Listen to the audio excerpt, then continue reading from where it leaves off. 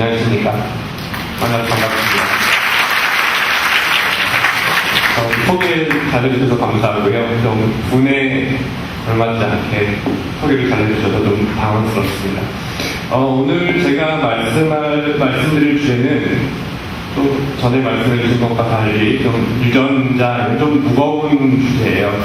사진보다 훨씬 더 무겁죠?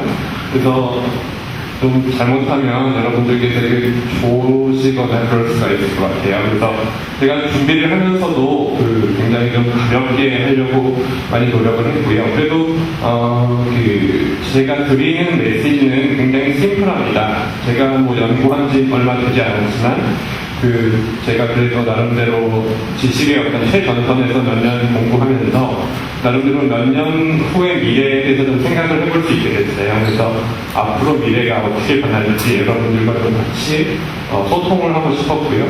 여러분들도 이런 거를 잘 들으시고 혹시 자신의 분야와는 어떤 관계가 있을지 한번 잘 생각해 보셨으면 저는 그걸로 충분한 것 같습니다. 제목이 좀 어려워요. 개인별 유전체 분석과 정보이야. 좀 어려운데, 유전체라는 건 자기 유전 정보죠. 개인별이라는 건 이제 자기 유전체 정보를 자기가 스스로 이제 해독할 수 있는 시대가 온다는 겁니다. 개인별 유전체 분석, 자기 유전자 정보를 자기 스스로 알 수 있는 시대가 되면 그것을 이용해서 자기의 어떤 의학적인 자기 의료와 합칠 수 있다는 겁니다. 이런 시대가 오는 결론부터 말씀드리면 채 10년 남지 않았고 그로부터 이루어질 파급 효과는 굉장히 대단할 것이라고 생각합니다. 저는 서울대 유전체 연구소에 있고요. 지금은 마크로젠이라는 벤처 기업의 생명과학 연구소의 전문 연구요 군복무하고 있는 중입니다. 네. 유전자 하면서 사실 저희 가족들도 잘 이해를 못해요. 유전자 뭐냐? 들어본 게 이런 거기 때문이에요. 유전자는 옛날에 멘델의 완두콩, 찌그러지고 동그랗고 이런 것들. 아니면 GMO라고 그러죠. 유전자 변형 옥수수. 내지는 유전자 복제양 돌리. 친자확인, 친자확인 됐죠. 그리고 10년 전에 가타카라는 굉장히 좀 암울한 영화가 있었어요. 유전자 분석을 해서 유전자가 좋은 사람, 나쁜 사람 관련된 우울한 영화가 있었는데 이런 식으로 유전자에 대해서 조금씩은 좀 안 좋은 쪽으로 많이 되는 게 아닌가 이런 생각이 드는데 사실 유전자는 유전자 없이는 사람이 하루도 살 수 없죠. 굉장히 가까운 데 있는 거고요. 제가 오늘 드리고 싶은 4가지 키워드는 이것과 같습니다. 인간이 얼마나 다양한가 거기에 대해서 말씀을 드리고 싶고 유전체 변이 그리고 최근 기술의 진보, 급격한 진보 그리고 이런 기술의 진보가 가져올 유전체 정보의 영향은 무엇인가 여기에 대해서 간단히 말씀드리도록 하겠습니다. 익숙하실 수도 있겠지만 인류가 아프리카에서 처음 발생했다고 그러죠. 현생 인류가 20만 년 전이고요. 그리고 최근 10만 년 동안 이제 지구의 대륙의 방방곡곡에 다 퍼지게 되었고 유럽, 아시아, 아메리카 이런 루트로 다 퍼지게 된 겁니다. 오스트레일리아, 태평양에 있는 작은 섬들까지 사람들이 다 퍼져 있죠. 10만 년 동안 이주가 있었고 각각 다른 환경을 접하게 됩니다. 유럽으로 가는 사람들은 햇빛이 덜 비친다든지 습하다든지 아니면 북방계 아시아에는 굉장히 춥고 농사짓기 어려운 그런 환경 그래서 살아남기 위해 어떤 변화를 거쳤을 거고요. 남쪽으로 온 남방계 아시아에는 덥고 습한 기후에서 농경과 어떤 그러한 환경을 맞닥뜨리게 되었을 것입니다. 이렇게 서로 다른 환경 속에서 사람들은 변이를 겪게 되죠. 각 환경에 적응을 해나가면서 자기 유전자들이 조금씩 변화하게 됩니다. 인간은 굉장히 서로 다른 모습을 가지고 있어요. 물론 비슷하다고 볼 수 있겠지만 피부색도 다르고 키도 나라마다 조금씩 다르고요. 머리 색깔, 눈 색깔, 여러 가지 굉장히 다른 점들이 많습니다. 그래서 인간은 평등하지만 이거는 다 알아야 되는 게 사람들은 모두 다르다는 거죠. 자기랑 똑같이 생긴 사람 아무도 없습니다. 사람들이 모두 다른데 과연 뭐가 다르냐? 그 다른 본질이 뭐냐? 그렇게 묻는다면 사람들의 유전자가 서로 다른 거죠. 유전자가 다르다는 것이 굉장히 중요합니다. 근데 우리가 그걸 잘 느끼고 있어요, 지금도. 제가 예를 몇 개 그냥 들었는데, 얼마 전에 장동건 고소영 씨가 결혼을 했죠. 다들 생각하시는 분이, 이제 생각하는 내용이, 애는 어떨 것인가. 네이버에 쳐보니까 이렇게 나오더라고요. 대충 태어나도 장동건은 고생이겠다. 그러니까 다 인식을 하고 있는 거예요. 엄마, 아빠가 이런 멋진 유전자를 갖고 있으니까 아이들도 그렇겠구나. 이제 굉장히 맛있는 걸 부활하 씨인데, 하나에. 김밥 많이 먹고 있는데 부활하 씨는 살찌지 않는다고 그러죠, 체질이. 그래서 굉장히 부러워한다고 그래요. 술자리 가보면 어떤 사람은 술 많이 못 먹고 졸고 있고요. 그 사람은 맛이라고 하고 있고요. 이거는 이제 간단한 어떤 이런 형질에 맞는 거고요. 또 이제 좀 더 심각하게 좀 의학적으로 좀 들어오면, 만약에 자기 아버지가 대머리세요. 그러면 남자분들 같은 경우에는 굉장히 좀 스트레스를 받죠. 나도 그런 게 아닐까. 그렇지 않을까? 그런 소인을 받고 있지 않을까. 또는, 얼마 전에 타기한 장진영 씨 같으면 이제 위암에 걸렸죠, 젊은 나이에. 그러면 만약에 이러한 분이 자기 형제나 아버지가 되셨으면 자기는 굉장히 어떤 그분은 압박을 받을 수 있어요. 과연 나는 어떨까? 나는 다른 사람과 좀 다르지 않은가? 뭐가 다른 거냐? 뭐가 이런 것들을 결정하느냐? 물론 여러 가지 다른 것도 있지만 유전자 또는 자기 유전자 변이가 이런 차이점을 결정하는데 굉장히 중요한 역할을 한다는 것입니다. 그런데 아직까지는 내가 남들과 어떤 유전자가 다른가 같은가 거기에 대해서 많이 알지 못했죠. 그 이유는 지금까지 유전자를 분석하기가 기술적으로, 시간적으로 굉장히 어려웠기 때문입니다. 이런 형질들을 어떤 키라든지 생김새라든지 이런 형질들을 결정하는 데 중요한 것이 크게 유전적인 게 있고 환경적인 게 있어요. 근데 지금까지 환경에 대해서는 많이 사람들이 얘기를 해왔습니다. 왜냐하면 환경은 굉장히 다루기가 상대적으로 쉽기 때문이죠. 그러니까 폐암에 걸리지 않으려면 담배를 피우지 말아라. 위암에 걸리지 않으려면 짜거나 매운 음식 먹지 말아라. 통통해지지 않으려면 밥 적게 먹고 운동 열심히 해라. 이런 건 환경 얘기가 많이 되고 있었는데, 더 중요한 것 중에 하나는 유전입니다. 자기의 유전적인 요인이 어떤가. 근데 그거는 조금 전에 말씀드렸다시피 지금까지 분석이 잘 이루어지지 못했죠. 조금 힘든 내용이 이제 다시 시작이 됐는데요. 사람 유전체에 대한 걸 간단히 인트로덕션만 하고 넘어갈게요. 사람의 세포가 굉장히 많죠. 그 세포 안에는 23쌍의 염색체가 있어요. 그래서 큰 염색체부터 작은 염색체까지 큰 순서대로 1번, 2번, 3번 쭉 지나갑니다. 한 쌍의 염색체가 있게 되고요. 1번이 한 쌍이죠. 하나는 자기 아버지로부터, 하나는 자기 어머니로부터 받게 되는 거고요. 염색체를 조금 더 자세히 살펴보면 DNA라는 실 같은 물질이 꼬여서 만들어진 염색체고요. DNA는 이중나선을 구조를 이루고 있고, 그걸 쭉 펴서 보면 결국은 AGCT, 즉 아데닌, 구아닌, 사이토신, 타이민이라는 4가지의 염기로 이루어진 어떤 한 긴 문장입니다. 그러니까 이런 암호로 쓰여있는 어떤 긴 암호화 같은 것인데, 이렇게 사람의 23개의 염색체를 다 늘려봤을 때 과연 이러한 염기가 몇 가지냐? 그러면 30억 개 정도 된다고 그러죠. 30억 개 하면 사실 우리가 보통 쓰는 숫자가 아니기 때문에 굉장히 감이 안 와요. 근데 그 각각의 알파벳을 그냥 조그만 글자로 써서 쭉 책으로 만들어 본다고 한다면 약 300페이지 정도의 교과서 2,000권 정도의 엄청난 텍스트가 됩니다. 그리고 그 안에 30억 개 뉴클레오타이드가 구성하고 있는 유전자라는 거에 어떤 개수는 25,000개. 그러니까 사람 한 사람에는 25,000쌍의 유전자가 있는 거예요. 교과서로 치자면 25,000개의 챕터가 2,000권 정도의 책에 담겨있다고 보시면 되겠습니다. 그래서 이것도 사람들이 19세기에 몰랐거든요. 20세기는 다 알고 있었어요. 20세기 초반까지만 해도 염색체가 있구나. 하지만 이러한 알파벳의 배열, 어떤 암호로 되어 있는지 그거는 20세기 후반까지 해독을 하지 못했습니다. 어떤 배열이 되는지 전혀 몰랐는데 이제 20세기 후반 들어서 어떤 기술이 만들어지죠. 그 유전체 서열 분석, 즉 각각의 그 문장들을 쭉 읽을 수 있는 기술이 생기는 겁니다. 이건 굉장히 옛날 기술인데 쌩어라는 과학자가 개발해서 이제 노벨상을 탄 기술이기도 하고요. 그래서 이런 기술이 나오고 나서 인간 유전체 계획, 휴먼 지노 프로젝트라는 걸 사람들이 이제 시행을 하죠. 그래서 미국을 주도로 9개 국가가 엄청난 돈과 시간을 들여댔습니다. 1990년부터 9개 국가가 13년 동안 30억 달러, 우리 돈으로 3조 원가량의 돈을 들여서 인간 한 사람의, 어떤 인간 종을 대표하는 한 사람의 유전체 서열을 분석을 하는데 성공하게 됩니다.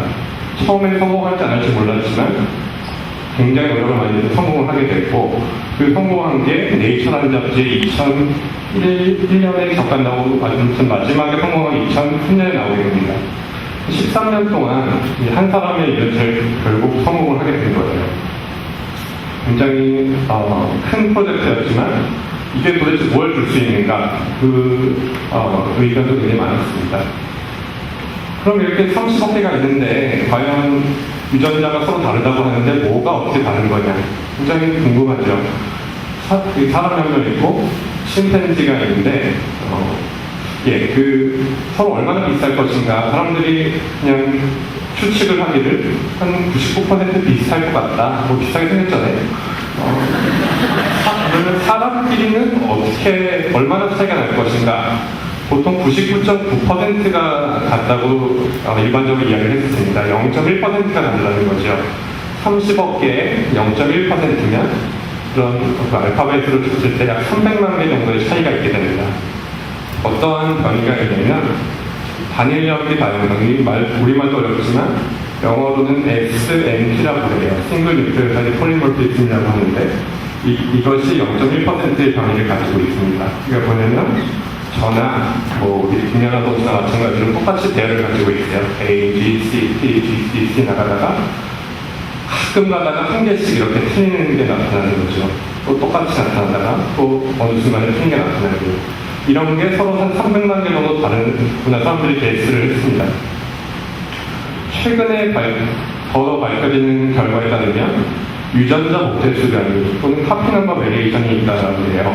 이런 그 순위 단일연계 다양성 굉장히 작은 변이고요. 가끔씩 하나씩 달라지는 거고, 유전자 목태수 변이는 굉장히 큰 덩어리로 달라지는 겁니다. 좀 감을 잡기 어려우실 수 있지만 어떤 유전자가 있다고 해요. B라는 유전자 또는 그 녹말분해 유전자, 아밀라제 많이 들어보셨죠? 녹말분해 유전자가 그 녹말을 많이 먹는 민족들은 이게 많이 필요하니까 굉장히 많이 증폭이 되어 있고요. 녹말을 거의 안 먹는 민족은 이 유전자가 필요가 없으니까 덩어리째로 지워져 버린다는 겁니다. 이러한 형태의 구조적 변이라고도 하는데, 이런 변이가 인간 변이 0.4% 정도 차지를 한다고 합니다. 이걸 다 계산을 해보면 한 99.5% 정도는 똑같고, 그 30억 개 중에 한 0.5%가 다르다는 거죠. 사람이 이렇게 비슷하니까 침팬지랑은 좀 더 다를 것 같아요. 그래서 아무튼 그러면 이 99.5%가 다르다고 하는데, 그 개인별로 이거를 분석을 해야 되느냐, 그 다른 0.5%로 0.5%가 다르다는 점을 알기 위해서 해야 되느냐, 필요한가, 그 필요한가에 대해서는 좀 복잡한 내용이라서 일단 필요하다고 가정하기도 하고요. 필요합니다. 아무튼 이것이 가능한가가 지금까지 더 문제였어요. 이 0.5% 차이를 밝혀내기 위해서 13년의 시간, 3조 원의 비용, 수많은 사람들의 노력, 이걸 한다는 건 굉장히 넌센스죠. 이것을 해결한 게 최근의 테크놀로지의 발전입니다. 최근에 2005년도에 어떤 획기적인 기술이 발전해서 생물학 분야를 이제 한번 뒤집어 놓게 됐는데, 그것이 소위 말하는 차세대 초고속 서열 분석 기술, 혹은 넥스트 제너레이션 시퀀싱 테크놀로지, 혹은 매시블 패러렐 시퀀싱 다 같은 말인데, 아무튼 중요한 건 굉장히 빠르게 분석할 수 있는 기술이 나간다는 겁니다.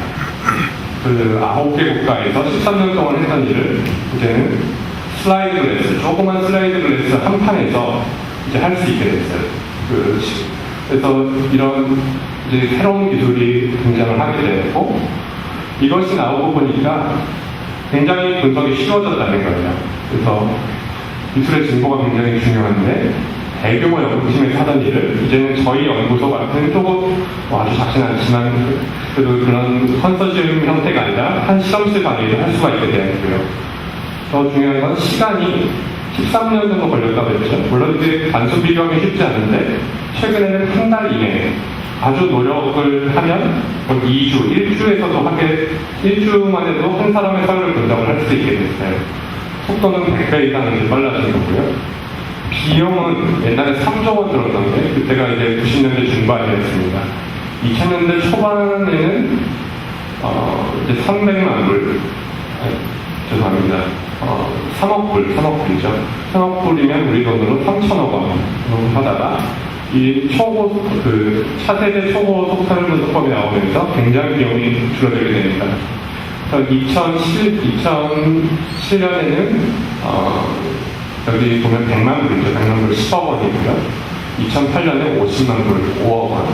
2009년에 2억 5천만 불. 죄송합니다. 25만 불 2억 5천만 원. 그 다음에 2010년, 지금 현재 저희 연구소에서 할 수 있는 건 5만 불입니다. 그러니까 5천만 원, 6천만 원에는 한 사람이 이제 분석을 할 수 있는 거예요. 근데 사실 여러분들이나 일반인들이 생각하기에는 3조 원이나 5천만 원이나 비싸기는 매한가지다 이렇게 생각하실 수 있을 텐데 최근 이 기술의 진보를 보면 2013년에는 한 사람을 분석하는데 1000불이 된다는 겁니다. 1000불이면 약 100만 원이죠. 아이폰 정도 하나 살 수 있는 돈으로 이제 할 수 있는 거예요. 자기의 유전 정보를 해볼 수 있는 거죠. 2017년, 늦어도 2020년까지는 100불이 된다는 겁니다. 100불이면 10만 원이죠. 10만 원이면 수강돈 먹을 돈으로 자기를 할 수 있어요. 굉장히 중요한 겁니다. 그러면 10만 원도 사람에 따라서 크다고 생각할 수도 있지만 이제는 상당히 많은 사람들이 자기의 유전체를 분석할 수가 있는 시대가 온 거고 막말로 응급실에 가시면 가면 CT 찍읍시다. 또 의사가 CT를 안 찍으면 요새는 잘 뭐가 안 되거든요. CT 찍겠습니다 하면 순간적으로 3, 40만 원 나갑니다. 그거에 비하면 훨씬 저렴한 돈으로 할 수가 있게 되는 거죠. 그래서 여기 이제 초고 속설 분석법이 나타난 이후에 사람들이 스스로의 유전체를 분석을 하기 시작했어요. 그래서 이제 소크라테스가 너 자신을 알라 그게 자신의 모토였다고 하는데 자신을 알게 된 사람이 이제 슬슬 나타나는 거죠. 그래서 크레이그 벤터라고 휴먼 지노 시퀀싱 할 때 굉장히 많은 역할을 했던 사람인데 그 사람이 자기 유전체를 2007년에 분석해서 논문을 냅니다. 그 다음에 이중나선 DNA 분석을 한 제임스 D. 왓슨이라는 분은 2008년에 분석해서 네이처에 냈어요. 여기까지는 약간 자세히 한 건 아니고 이 기술로 자기 유전체를 분석할 수 있다. 그 정도 이제 하는 거고요. 그 다음에 2009년 들어서 세 개의 기념비적인 논문이 나오는데 하나는 아프리카 사람을 한 거고 하나는 중국 사람을 한 거고요. 하나는 저희 연구소에서 한국의 한 명을 시퀀싱한 것입니다. 그 이후로 2010년 현재까지 지금 아직 연구 수준이긴 하지만 아직도 꽤 비싸니까요. 한 50명 정도의 사람들이 현재까지 시퀀싱이 서열 분석이 되어 있습니다. 이거는 굉장히 빠른 속도로 앞으로 증가할 거라고 생각합니다. 조금 더 어려운 내용이지만 아까 스닙이라는 그런 단위가 한 300만 개쯤 있는데 300만 개 중에 실제로 자기 유전자를 변화시키는 거는 한 10,000개쯤 되고요. 10,000개의 중요한 SNP와 좀 덜 중요한 게 있다고 생각하시면 될 것 같고 그 10,000개가 어떤 거를 변화시키느냐 보니까 아까 25,000개 정도의 유전자가 사람을 이제 살게 만든다고 했는데 한 사람당 평균적으로 5,000개 정도의 유전자 변이가 이제 생기는 거예요. 그러니까 나이가 25,000개, 김연아가 25,000개 있는데 그 중에 5,000개 유전자는 서로 다른 거고 다른 변이가 있는 거고 그것이 그 둘의 차이를 만들게 되는 거죠. 물론 이것이 100%를 설명한다고 할 수는 없지만 유전자의 차이를 생각하지 않고 다른 것들, 환경적인 걸 먼저 생각한다는 것도 약간 넌센스 같습니다. 그래서 중요한 것부터 이제 5,000개의 유전자 변이가 있다. 그것을 알게 되는 겁니다. 요건 한국에 이제 저희 그 성형 분석을 한 결과를 잠깐 보여드리는 건데, 이거는 30대 건강한 남자를 대상으로 했어요. 누군지는 모르고요. 저도 아닙니다. 또 유전자, 요 앞에 나와 있는 게 유전자 이름들이에요. 대표적인 유전자를 정리를 해보면, 좀 복잡한 내용입니다만, 그 질병하고 상관이 있는 유전자 변이들이 이제 나오기 시작해요. 그래서 고혈압과 관련된 유전자 변이가 이 사람한테 있구나. 또는 허리 디스크가 조금 더 잘 걸리는 그런 유전자 변이가 있구나. 또는 그 엽산이라는 비타민 비슷한 게 있죠. 그 엽산을 처리하는 효소가 좀 잘못되어 있구나. 그러면은 이제 엽산이 많이 먹으면 되는 겁니다. 이런 식으로 결핵에 좀 잘 걸릴 수 있겠구나. 이런 것들을 이제 하나하나 분석을 할 수가 있는 거예요. 저희가 2009년에 한 사람을 분석한 이후로 현재까지 20명 정도 더 분석을 시행을 했습니다. 아직 논문은 나오지 않았지만 그 결과를 좀 보여드리면 어떤 사람은 위암에 굉장히 취약한 유전자가 나와요. 카데이라고 하는 유명한 유전자이기도 한데요. 이런 것이 자기 유전체의 변이를 가지고 있구나. 그러면 자기가 걸릴 수 있는 수많은 병이 있지 않습니까? 그 중에 나는 위암을 더 특별히 조심해야 되겠구나. 그리고 식이습관도 고칠 필요가 있겠구나. 이렇게 생각할 수 있을 거고요. 또 녹내장과 관련된 유전자도 나오고, 어떤 여성분은 유방암 유전자가 나와요. 그래서 브라카라고 굉장히 유명한 역시 유전자 가운데 하나인데, 보통 아버지에서 하나, 어머니에서 하나 이렇게 유전자를 받는데, 이분은 그 두 개 모두 다 변이형을 가지고 있어서 조금 더 위험한 겁니다. 굉장히 조심을 많이 해야 되겠죠? 검사도 많이 받고. 또 어떤 사람은 비만 유전자가 나오기도 해요. 어떤 사람은 아까 말씀드렸듯이 그 엽산 관련 유전자. 이런 분은 엽산은 이제 잘 안 먹고, 엽산은 성인이 사는데 별 문제가 없는데, 임신을 했을 때 엽산이 부족하게 되면 자기 태아가 조금 그 문제가 있을 수가 있어요. 그러니까 이런 정보를 가지면 그런 산모는 특별히 엽산을 많이 먹어야 되겠죠.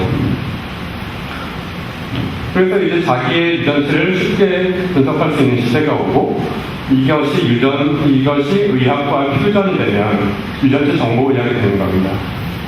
19세기 말에 아이가 아파서 누워있는데, 이분이 의사예요. 의사가 사실 할 수 있는 게 없죠. 그때 당시에.